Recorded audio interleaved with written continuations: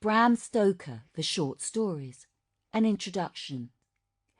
In those last few moments, drifting from wake to sleep, we sometimes delve into thoughts of a very unpleasant kind. The hint of a shadow moving across the room can give rise to all sorts of troubling, unsettling ideas. A master of this was Bram Stoker. Who can forget the masterful creation of Dracula?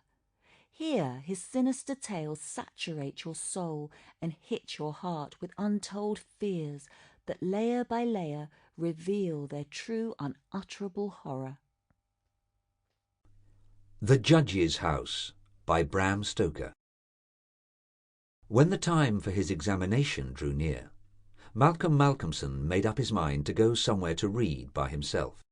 He feared the attractions of the seaside, and also he feared completely rural isolation, for of old he knew its charms, and so he determined to find some unpretentious little town where there would be nothing to distract him. He refrained from asking suggestions from any of his friends, for he argued that each would recommend some place of which he had knowledge, and where he had already acquaintances.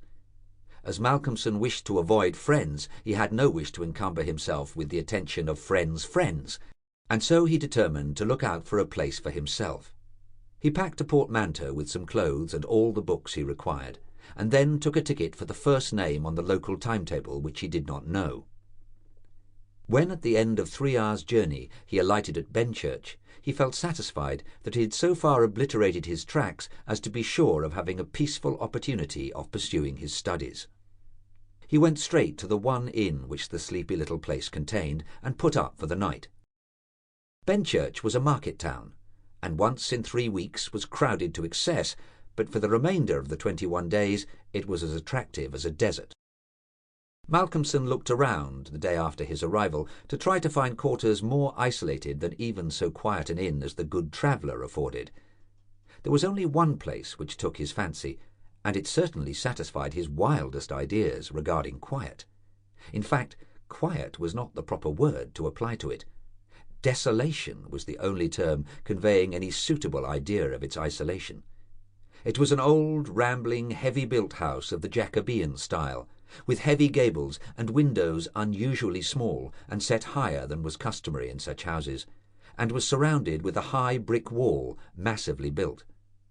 Indeed, on examination it looked more like a fortified house than an ordinary dwelling. But all these things pleased Malcolmson.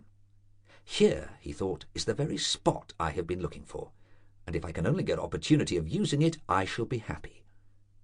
His joy was increased when he realized beyond doubt that it was not. Sample complete. Ready to continue?